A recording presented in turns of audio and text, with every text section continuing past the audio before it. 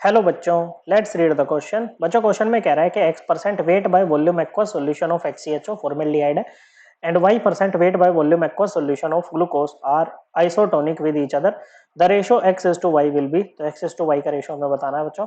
Isotonic solution वो होते हैं जिनका ऑस्मोटिक प्रेशर सेम होता है बच्चों। ऑस्मोटिक प्रेशर क्या होता है वो समझते हैं कि जैसे ये है बच्चों सेमी परमिएबल मेम्ब्रेन है बच्चों। ओके, ये केवल सॉल्वेंट के मॉलिक्यूल्स को अपने से पास होने देगी। एक्वा सॉल्यूशन है, सॉल्वेंट होगा वाटर, तो इधर आपका प्योर वाटर है और इधर आपका सॉल्यूशन है। ओके, दोनों में से कोई भी सॉल्यूशन आप रख लो।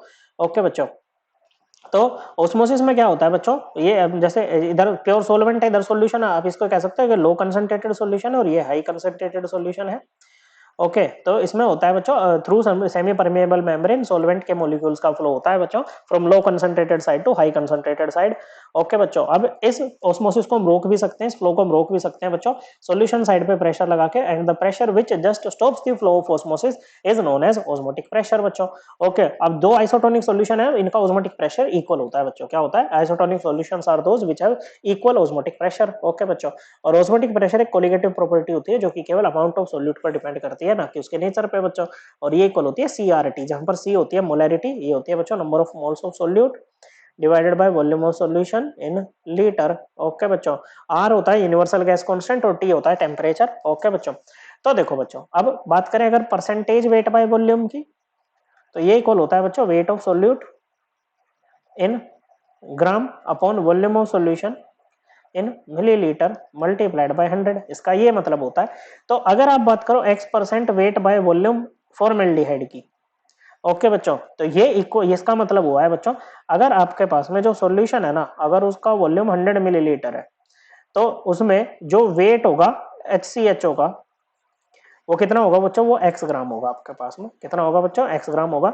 वहीं अगर परसेंटेज वेट बाय वॉल्यूम है बच्चों, और ये कितनी है? x% है।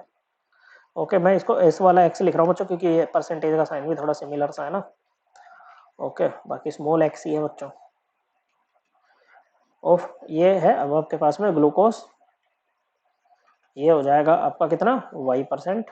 ओके बच्चों, तो अगर यहाँ पर सॉल्यूशन का वॉल्यूम कितना है? 100 मिलीलीटर है।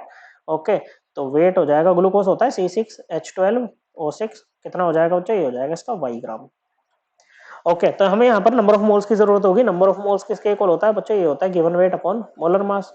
ओके, तो मोलर मास HCHO का कितना हो जाएगा बच्चों? कार्बन है, कार्बन का 12 ग्राम पर मोल, दो हाइड्रोजन, एक हाइड्रोजन का 1 ग्राम पर मोल और ऑक्सीजन का 16 ग्राम पर मोल, तो ये आ जाएगा आपका 30 ग्राम पर मोल। ओके बच्चों, तो यहाँ से इसके नंबर ऑफ मोल्स कितने आ जाएंगे HCHO के? ये आ जाएंगे आपके x ग्राम अपॉन 30, यहाँ पर नहीं लिखते बच्चों ये, चलो बाद में कैलकुलेट करेंगे, अभी पहले इसका मोलर मास निकाल लेते हैं। तो मोलर मास सी, इसका mm करके लिख रहे हैं, C6H12O6, इसका कितना हो जाएगा बच्चों? 6 कार्बन है, एक कार्बन 12 ग्राम पर मोल, 12 हाइड्रोजन, हाइड्रोजन का मोलर मास 1 ग्राम पर मोल और 6 ऑक्सीजन, ऑक्सीजन का होता है 16 ग्राम पर मोल, तो ये आ जाएगा 180 ग्राम पर मोल। ओके बच्चों, कितना आ जाएगा? 180 ग्राम पर मोल। अब क्योंकि आइसोटोनिक है तो ऑस्मोटिक प्रेशर HCHO का फॉर्मल्डिहाइड का इक्वल होगा किसके? Osmotic pressure of glucose C6H12O6 के। दोनों की वॉल्यूम भी सेम, दोनों के लिए गैस कांस्टेंट भी सेम ही रहेगा बच्चों, टेम्परेचर भी दोनों का सेम ही होगा बच्चों। ओके, तो अगर हम बात करें तो ये हो जाएगा बच्चों CRT, मतलब number of moles of HCHO upon volume of solution को V बोल देते हैं बच्चों। ओके, और लीटर में बच्चों, अब मिलीलीटर में सेम है तो बच्चों लीटर में भी सेम ही होगी बच्चों। ओके, तो V है बच्चों हमारे पास में ये। Okay, into RT would be equal to number of moles